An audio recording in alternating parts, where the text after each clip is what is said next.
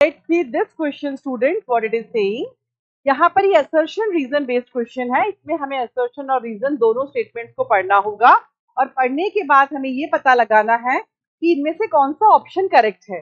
या तो दोनों ही assertion reason true होंगे and reason उसको explain करेगा. सेकेंड ऑप्शन ये हो सकता है कि दोनों स्टेटमेंट ट्रू हो लेकिन रीजन एक्सप्लेन ना करे असर्शन को.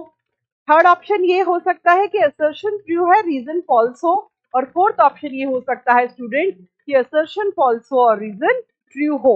तो इसके लिए हमें पहला स्टेटमेंट देखना है assertion. Spermatogenesis starts at puberty. Spermatogenesis is the synthesis of or production of sperms in testes. तो स्पर्मेटोजेनेसिस मेल के अंदर प्यूबर्टी के दौरान स्टार्ट होता है.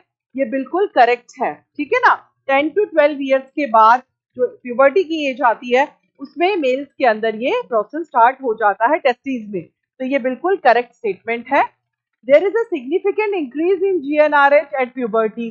जीएनआरएच गोनेडोट्रोपिक रिलीजिंग हार्मोन एक हाइपोथैलेमिक हार्मोन है और उसी की वजह से ये चेंजेस आते हैं प्यूबर्टी में, स्पर्मेटोजेनेसिस होता है. तो इसका मतलब ये है कि दोनों ही स्टेटमेंट करेक्ट है और रीजन असर्शन को पूरी तरह से एक्सप्लेन कर रहा है. क्यों? क्योंकि इस तरह से देखेंगे कि जब प्यूबर्टी वाला एज आता है तो क्या होता है, हाइपोथैलेमस स्टिमुलेट हो जाएगा और हाइपोथैलेमस बच्चों रिलीज करेगा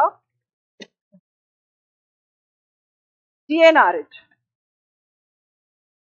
जीएनआरएच एक्ट करेगा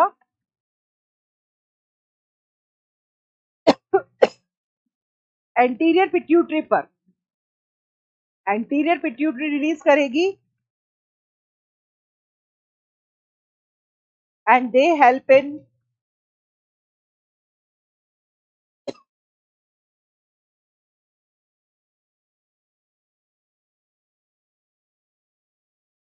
spermatogenesis.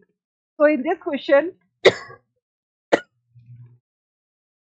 assertion is true, reason is true, and reason is the correct explanation of assertion.